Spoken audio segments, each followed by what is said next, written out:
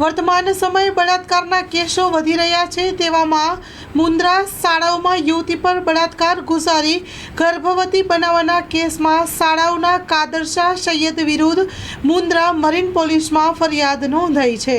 મુન્દ્રા તાલુકાના શાળાઓ ગામે યુવતી પર બળાત્કાર ગુજારી ગર્ભવતી બનાવી દેવામાં આવતા ફરિયાદ દાખલ કરવામાં આવી છે।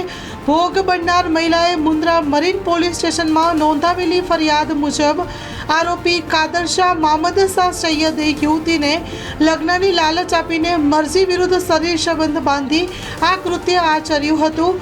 ભોગ બનનાર પોલીસમાં ફરિયાદ નોંધાવતા આરોપીની ધરપકડ કરવામાં આવી છે અને આ અંગે આગળની વધુ તપાસ મુન્દ્રા મરીન પોલીસે હાથ ધરી છે।